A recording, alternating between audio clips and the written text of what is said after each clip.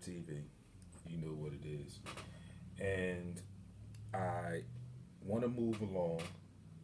And next up is the WNBA Draft. And I'm going to kind of go through this really quick. As you know, most importantly, with the WNBA Draft. Hey, Dana, all the way from the West Side. What's going on? Glad you are tuned in. Thank you for tuning in as well. Los is back. What's going on from the Jack Los Experience here every Sunday from 2 to 4 p.m. So, of course, in WNBA, Ivan Robinson is back. Thank you for tuning in again. So everybody, just come back. You know, I shout you out, Jackie Bridges. I always shout you out. I wave back at you if you wave at me. I acknowledge you in your comments. I urge you to participate with some things. So WNBA draft was Friday, April 17th. There's 3 rounds to that draft, and people will probably be like, "Well, wait a minute, why they get 3 rounds and the NBA only has two?" The NBA is more than double. It was almost double the teams. Okay, it's 30 teams in the NBA. It's only 12. Okay, in WNBA, so they need probably that extra round to do what they need to do to start training camp, fill up roster spots, things of that nature. So, of course, the consensus number one held to form uh, Sabrina Ionescu, point guard out of Oregon, went number one. I'm going to run through this whole first round real quick, give you a little bit of commentary on some of the players in the first round, and then I'm going to read you off the second and third round picks, and then we'll move on to our next topic. So again, number one, the New York Liberty selects Sabrina Ionescu, guard from Oregon. Number two, the Dallas Wings, another a good pick, another good pick. Satu Sabali, the forward from Oregon, the teammate of Sabrina. So two really, really good picks went in the first two picks of this draft. Indiana Fever at number three select Lauren Cox from Baylor. The Atlanta Dream select Kennedy Carter, guard from Texas A&M. Now, there was a lot of talk about Kennedy Carter. There were some people saying that she might fall. There were some people saying that she might move up. But as we know, when you look at these drafts, a lot of times people go with best player available, and sometimes they work with, uh, you know, what am I saying? They work with their need. They draft based on need as well. So, Kennedy Carter, I think, is a very, very good pick as well, and that is number four. Again, the Dallas Wings at number five pick Bella Allery, a guard from Princeton. Minnesota Lynx, Makia Herbert Harrigan, forward out of South Carolina. Sure, well coached. Dawn Staley product, so very well coached, I'm sure. Dallas Wings again, Tyasha Harris, a guard from South Carolina, another player that's probably very well coached. Chicago Sky take Ruthie Hebert, forward from Oregon. So that's three Oregon players in the first round right now. Two South Carolina players in the first round. Robert Reeves, what's going on? New York Liberty at number nine take Megan Walker, forward from UConn. Yeah, I had a little moment of silence because you also know that most of the time when UConn players are in the draft, you expect them to go higher than this bottom tier of the draft. But it shows you how much talent was out there now to have Megan Walker go number nine. And she will be playing with Sabrina Ionescu from the New York Liberty. New York Liberty again, Jocelyn Willoughby, forward from Virginia. Seattle Storm, Katija Laksa, guard from Latvia. And rounding out round one, again, the New York Liberty, Jasmine Jones, the guard from Louisville. So the New York Liberty had one, two, three, four picks in that first round. I think all of their picks were really good picks, especially the consensus overall number one pick. Then we have the second round, Kylie Shook, forward out of Louisville for the Liberty. Fever, Kathleen Doyle from Iowa. Leanna Odom from Duke. Crystal Dangerfield from UConn. Brittany Brewer from Texas Tech. Taya Cooper from Baylor, Joyner Holmes from Texas, Beatrice Montpreneur from Florida, from Miami, I'm sorry, Luisa Geisloster from Germany, Leonie Feibig from Germany, Kayla Charles from Maryland, Jalen Agnew from Creighton, and it's the second, and then the third round, Michaela Pivek from Oregon State, Erica Agwikwe from Rice, Kobe Thornton from Clemson, Kamia Smalls from James Madison, Stella Johnson from Rider, Caprice Dean from UCLA, Haley Garecki from Duke, Kia Gillespie of Florida State, Lauren Manis of Holy Cross, Tynice Martin of West Virginia, Juicy Landrum from Baylor, and rounding out the final pick in the 2020 WNBA Draft, Suge Sutton from Texas. So there you have it. That is your recap of your WNBA Draft as of right now. So while I'm talking basketball, I want to talk a little bit Sixers before I get into these other couple articles that I have. And I'm sure I might get some chiming in from some people on this article. And it's in the realm of the other article that I found, and it is dubbed the best Sixers team to never win a championship. So, folks, are you ready? I'm sure we got some Sixers fans here, and here we go. First selection on this particular topic, and they put them, as they like to say, the overachiever divisions. Yes, Robert Reeves, Kamia Smalls, definitely a Philadelphia kid, and kudos to her. Absolutely. Glad you brought that to my attention because I did forget to mention that. Right, no BS. Right, champ. Now, this team is put into the overachiever division, as they like to call it. And this is what they said, and I quote, "There were not any Sixers teams in the Flameout division, but two Sixers squads made the overachiever division. Coming in at number 5 seed in the division was 2001, who of course made the finals but lost to the Los Angeles Lakers in 5 games." Well, because I do what I do, I'm going to get through this. It's going to be tough because, again, I am a diehard Sixers fan. And if anyone remembers this series, it started out great for us. Gave us a huge window of hope. And then there was not. So, this is the 2000-2001 Philadelphia 76ers. Excuse me. It was the Allen Iverson era. Their record for this particular season, regular season record, was 56-26, with an average point differential of plus 5.7. As we know, the playoff results made it to the finals and lost to the Los Angeles Lakers 4-1. The key stars were, of course, Bubba Chuck, Allen Iverson. The other key players on this particular roster, Dikembe Mutombo, who was traded for, and that trade was strummed up during All-Star Weekend. Remember that.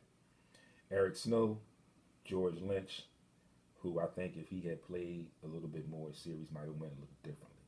Can't necessarily say that we would have won the series, but I think it would have went better than 4-1. Tyrone Hill, Aaron McKee, who was asked to do a great amount more than what he should have been due to injuries on that team at that particular time. Matt Geiger, Kevin Ollie, and Rajah Bell. So, folks, again, what we said, one of the best assembled teams to not win a championship. Again, like I said, that team was put together solely around Allen Iverson. Larry Brown was, what's up, D? What's going on? Daryl Oliver tuning in. What's happening? That team was put together by Larry Brown, Pat Croce, and it was based around the things that Larry Brown felt that he needed around Allen Iverson. Because we all knew that Allen Iverson was the go-to guy. He was the man on that squad. And this is actually kind of good that I'm starting here with this particular team, because if you think about this particular team, and I mentioned Allen Iverson was the key star, and then we had our other key players, but none of those key players could you arguably legitimately say was Iverson's number two. People, you heard me say that, you can chime in. None of those players that I just mentioned could arguably be considered a solid number two for AI. So hence they were in the overachiever division. Again, I think that because of the qualifications for this particular topic, they ended up being in the overachiever division, but I don't think that they were necessarily overachievers. Like I mentioned Dikembe Mutombo as one of the key players on this team. Folks, if you remember, Dikembe Mutombo, I think, was playing with the Hawks. I think at the time, I'm not sure, but he was playing with somebody else. He was in the All-Star game, and we got to All-Star break. We got into this All-Star game, and back then we knew what All-Star games were. It's a show for the fans. We're going to see a lot of offense, a lot of spectacular plays. If it gets close down the end, you may see a little bit of defense, maybe. But at this particular All-Star game, in this particular season,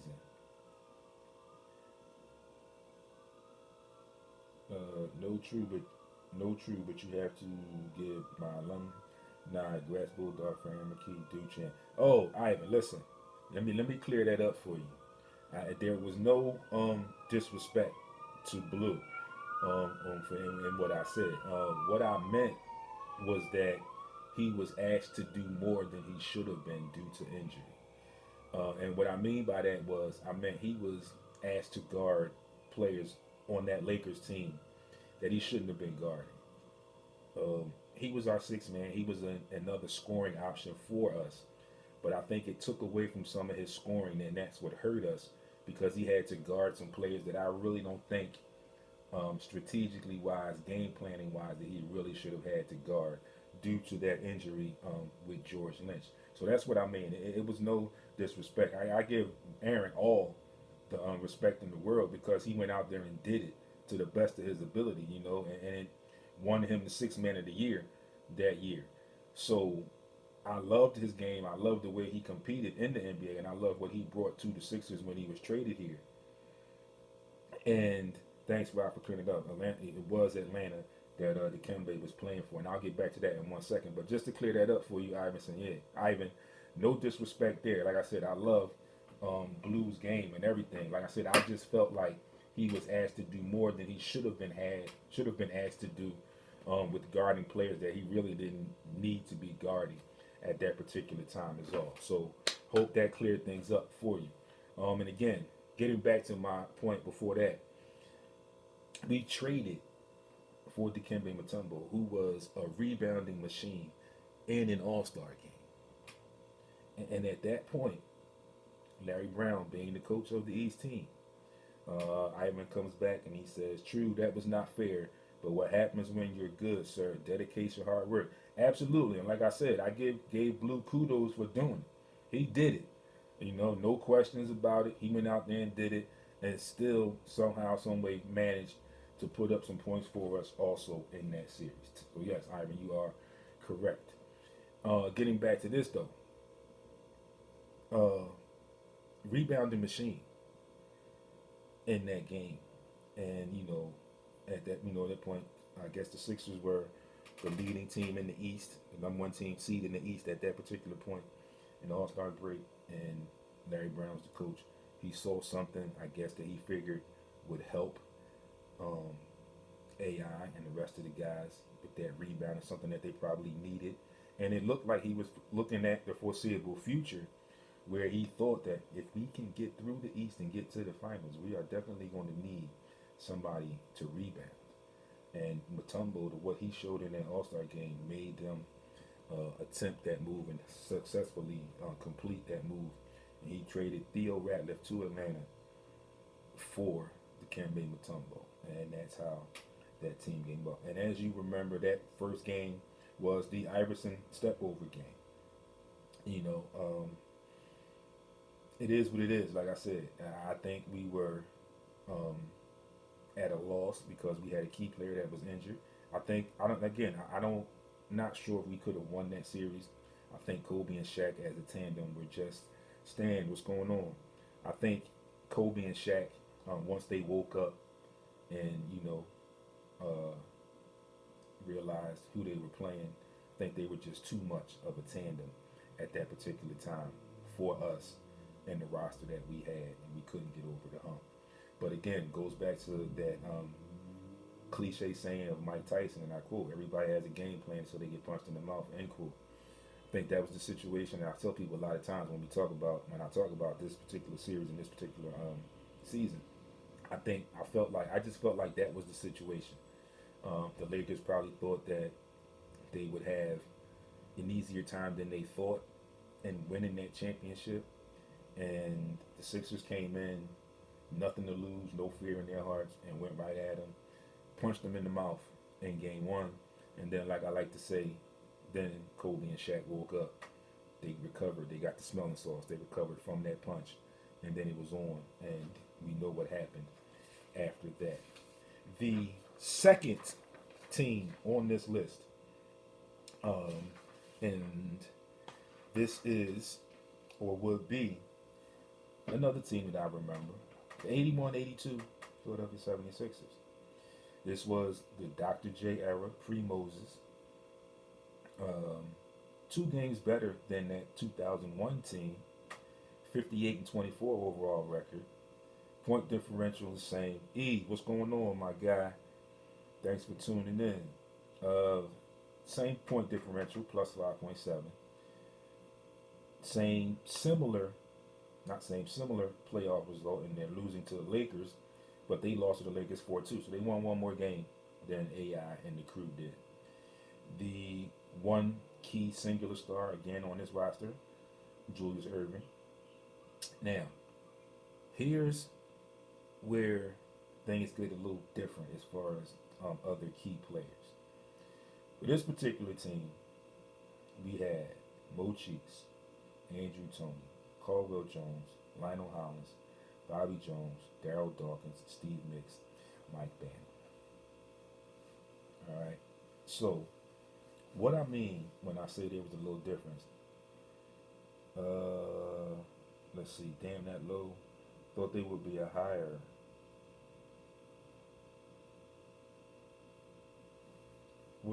I don't know what you mean, Ivan. What do you mean that they that low? Who are you talking about? Alexis, thanks for tuning in. Ivan, clear that up for me. I'm not sure what you mean. Who was that low or whatever? So yeah, clean that up for me. Zed, what's going on, homie? Clear that up for me, Ivan, and I'll get back to you on that as you clear it up for me. So, Sixers supporting cast on this particular team, in my opinion, was a better supporting cast than the 2001 team.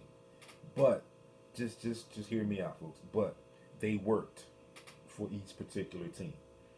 That particular team, which I think as a makeup was a little bit not as good as this particular 82 key players, but that 2001 crew worked for that team, for that coach, for that system, for that team, for that era. It worked. Just like this one worked because they got to the finals. Ultimately, they didn't win the finals, but they got to the finals. Okay, and hence you see, not that much of a difference, but this series went 4-2, the other series went 4-1. Okay, so we'll see. So we had Mo Cheeks, legitimate point guard who could also score. Now, when you go into and you start to talk about a possible comparison, Maurice Cheeks and Eric Snow, no disrespect to Eric Snow, but I'm taking Mo Cheeks because he was the floor general and he could also score when needed to score a little bit more than Eric Snow would. Okay, and Eric Snow had his qualities. He was the floor general, he was that bulldog, and he would dig in and play D on the point guard. So everybody had their key points where they were good, where they succeeded. Andrew Toney, as we labeled him here in Philadelphia, the Boston Strangler. a legit scorer who also was tough and played some D on the other end. Caldwell Jones, gritty. Lionel Hollins, tough, gritty guard that could score. Bobby Jones, arguably the best six man in the NBA history. Gritty, will lock you down. Tough, and could score. Um, you you placed that number 4. Thought they would be higher, but I didn't place them there. That's what the people that wrote the article. This article comes from Liberty Ballers, Ivan, and they had. I'm gonna get to it in a second. They had 16 teams actually, who they talked about. Teams that here it is, 16 NBA title contenders who weren't good enough, and I think they're in there, and that's where this article came from. That's where they ranked them at. I didn't rank them anywhere on any of these numbers. They ranked them at number 5, and then they ranked this particular team at number 2 on that list. And that's this is like I said, when Liberty Ballers was the ones that did this. Okay. You had Daryl Dawkins, Chocolate Thunder, the Bruiser. You had Steve Mix, the role player. Mike Bannum, another role player that could also score the ball.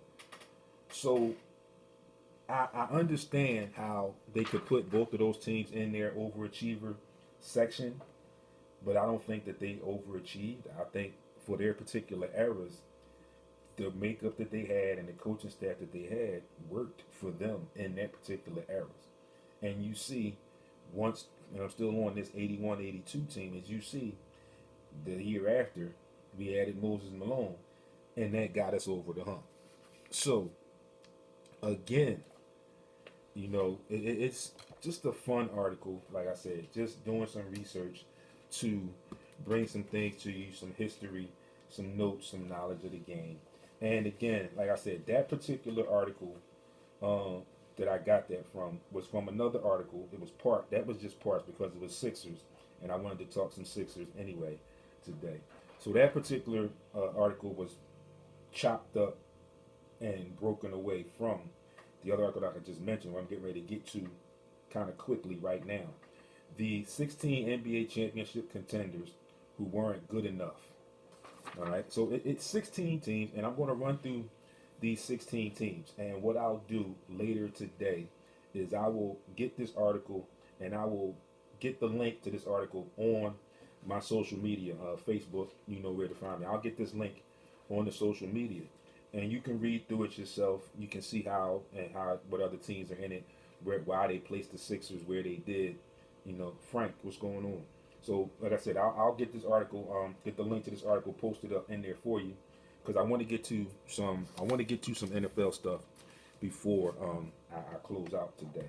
So, like I said, this article is called the Title List: 16 NBA championship contenders who weren't good enough. So, right now, I'm just going to run through the 16 teams, and then later today, once the show is over, I will get the link to this article and get it posted up on social media for you to read it at its length. So we're going to go from 16 to 15. At number 16, you've got the 96-97 Atlanta Hawks. And I'm also going to give you the era and the key stars and other players for these particular teams. 1996-97 Atlanta Hawks. It was the Dikembe Hawks era. Their record 56-26. They lost in the second round to the Chicago Bulls 4-1. The key star was Dikembe Mutombo, who was ultimately traded for a couple years later to the Sixers, as you heard in the article I just discussed. Lenny Wilkins was the coach. The other key players: Mookie Blaylock, Steve Smith, Christian Laettner, Tyrone Corbin, Allen Henderson, Eldridge Rickassner, Henry James, and John Barry. Number 15 was the 84-85 Denver Nuggets, the Doug Moe era, the run and gun, fun bunch, 52-30. Playoff result, lost in the West Finals to the Lakers 4-1. Key star at the time, Alex English. Other key players, Fat Lever, Calvin Nat, T.R. Dunn, Wayne Cooper, Dan Issel, Bill Hanslett, Elston Turner, and Mike Evans. All right. And we get to Team 14, the 82-83 San Antonio Spurs. The George Gervin Iceman era. 53-29 overall record. Playoff result, they lose in the Western Finals to the Lakers 4-2. Key stars, the Iceman George Gervin. Other key players, Artis Gilmore, Mike Mitchell, Philly's own Gene Banks, Johnny Moore, Mike Dunleavy, Bill Willoughby. All right. Moving along, we are at Team 13, 71-72 Chicago Bulls, Dick Motta's Bulls. Overall record 57-25. They lost in the second round to the Lakers in a sweep, 4-0. Bob Love was the star. Other key players, Chet Walker, Jerry Sloan, Norm Van Leer, Bob Weiss, Tom Bullwinkle, Clifford Ray. Team 12, 2008-2009 Denver Nuggets, Carmelo's Nuggets, 54-28. Lost in the West Finals to the Lakers, again 4-2. Carmelo Anthony was the key star. Other key players, Chauncey Billups, Nene, Kmart, J.R. Smith, Anthony Carter, Linus Cleaser, Chris Anderson, and Dante Jones. Team 11, 96-97 Houston Rockets, the old super team as they are dubbed. Lost in the West Finals to the Utah Jazz 4-2. Key stars, Hakeem the Dream, Charles Barkley, and Clyde Drexler. So as you've been paying attention, or if you've been paying attention, getting to Team 11 in this 16-team, article, this is the first team that had multiple key stars. Everybody else had one key star. So again, the key stars for this 96-97 Houston Rockets: Hakeem Olajuwon, Charles Barkley, Clyde Drexler. Other key players: Mario Elie, Matt Maloney, Kevin Willis, Eddie Johnson, Sadale Three, and Brent Price. Team 10, 75-76 Denver Nuggets, David Thompson era, 60-24. Lost in the ABA Finals to the New Jersey Nets, 4-2. Again, back to the single key star, David Thompson. Other key players: Dan Issel, Bobby Jones, Ralph Simpson, Chuck Williams, Byron Beck, Gus Gerald, Claude Terry, and Jim Bradley. Team number 9, 96-97 Miami Heat, Pat Riley and Zoe. 61-21 was the overall record. Their playoff result, they lost in the East Finals to the Chicago Bulls 4-1. Key star 1, Alonzo Mourning. Other key players: Tim Hardaway, Jamal Mashburn, Dan Marley, P.J. Brown, Rashawn Leonard, Isaac Austin, Keith Askins, Kurt Thomas, and John Crotty. All right, moving on, we're at team number 8, Minnesota Timberwolves, 2003-2004. Kevin Garnett and Flip. Overall record 58-24. Playoff result, lost in the West Finals to, the Lakers, 4-2. Key star, Kevin Garnett. Other players: Latrell Sprewell, Sam Cassell, Wally Serbiak, Irvin Johnson, Trenton Hassel, Fred Hoiberg, Michael Olowokandi, and Mark Madsen. Team 7, the 97-98 Indiana Pacers. Reggie's era, 59-23 is the overall record. They lost in the East Finals to the Bulls, 4-3. Key star, Reggie Miller, Larry Bird. Larry Legend was actually the coach. Tell you what's going on, my guy. Larry Bird was actually the coach of this team.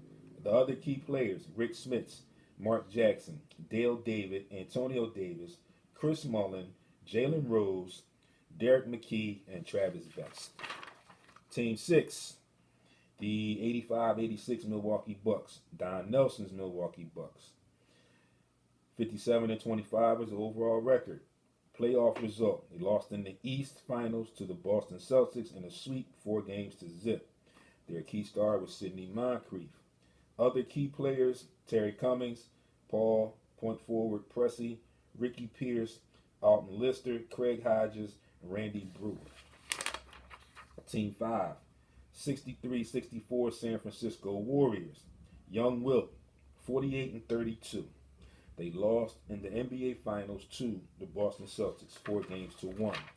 The one key star, Philly's own Wilt Chamberlain. Other key players, Guy Rogers, Al Attles, Wayne Hightower, Gary Phillips, and Nate Thurman. Okay. The number 4, the 61-62 Los Angeles Lakers. Elgin and Mr. Clutch. Okay, the second team with multiple key stars. Record of 54 and 26.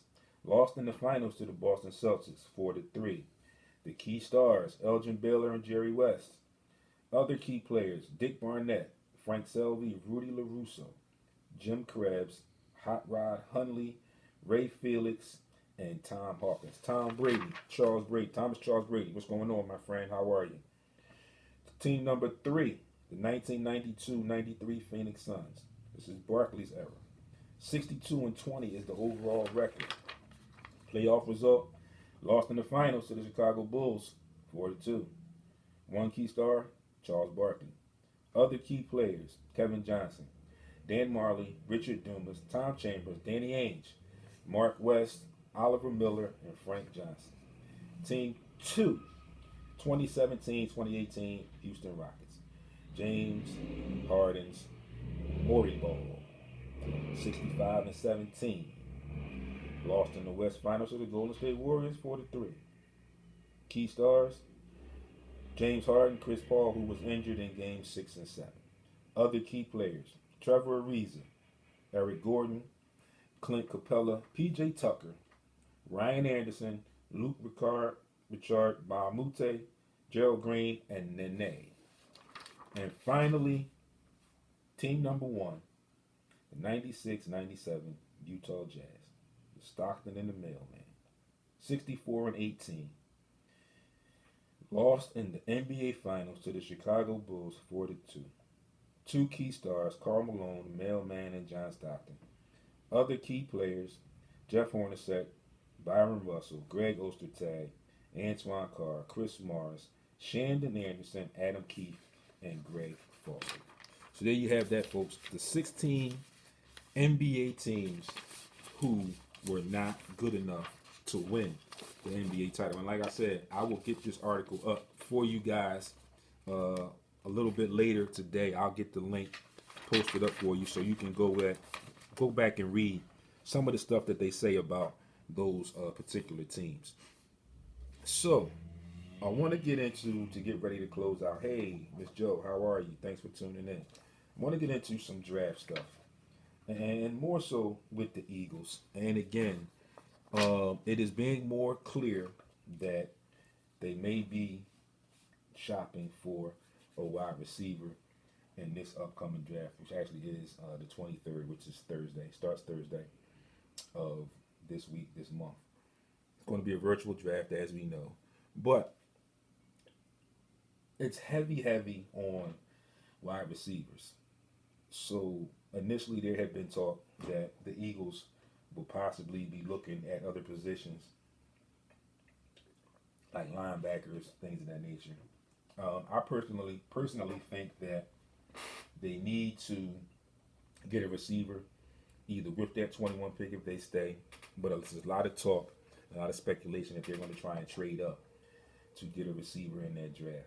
And even at 21, a lot of the critics have them picking wide receiver Justin Jefferson from LSU, which I think is a good pick, a really good pick, considering the wide receiver core that's currently on the roster.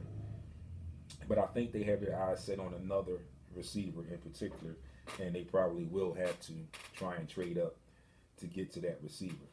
So, again, their first pick is 21, and it's looking like a consensus has them taking who I just said, the receiver, Justin Jefferson from the University of LSU, or LSU University, Louisiana State University, the reigning NCAA men's football champion. They need other stuff down on the end. I think they paid attention to defense in free agency. I think they did a pretty good job One particular area of note, the defensive backfield. I think they did some good things in that. I still think they're going to need some help at safety with moving Jalen Mills over after losing Malcolm Jenkins. So I think they're going to need some more help at safety, whatever. I still think they definitely need some help at linebacker, maybe an offensive lineman like a left tackle or so, and then that wide receiver. You've got to get Carson some weapons uh, to have him succeed, to have him be able to have a chance to succeed in this league. So I think the Eagles will go draft and go wide receiver in the draft. I do think that they will trade up to try and get a receiver. And like I mentioned last week, and I broke it down for you, they got a lot of wiggle room. Like they got 3 4th-round picks, 2 3rd-round picks. So they've got some room and some ammunition they can use to barter their way. I mean, heck, they should be talking to San Francisco since they're into trading their first round picks to see where they pick. They picked at 13th, I think, in the first round. So they could possibly try and move up to that pick, if not higher than 13. So we'll see what happens. And we will definitely keep our ear to the street. Like I said, the draft is April 23rd. It will be a virtual draft. I will get the deets and I will report about the deets to you next Monday with a bunch of other stuff. And I'm going to close out early today because I want to get some things together and I need to get some things together in the studio as well. So I'm going to close out a little early today. But I have to add in. I hope everyone that tuned in enjoyed the show today. I hope you enjoyed what you heard. Like I said, I'll get that article posted up, the link to that article posted up for you. I definitely appreciate your support. I appreciate you tuning in. I appreciate all the comments that came through today. And again, people, stay safe, stay home, take every precaution if you need to come out, and do what you need to do so we can get through this pandemic. I know it's getting rough. People want to come out. People are itching and eager to come out. But just wait for the word. And when you wait for the word that it's the all clear, it's a good to come out, then things will be better in the long run. So be safe on purpose. You know where to find me. Facebook, SportsRap Radio Show is the group page. On Instagram and Twitter at SportsRap_D. YouTube, SportsRap TV. Podcast on iHeart and wherever you get your podcast, SportsRap Podcast. And finally, the webpage, sportsrapradio.com. Thank you for tuning in. It's been a great show. I appreciate you all. Enjoy this Monday. And again, like I said, stay safe on purpose. It's your boy D, signing out. Heat 100 Radio. Peace.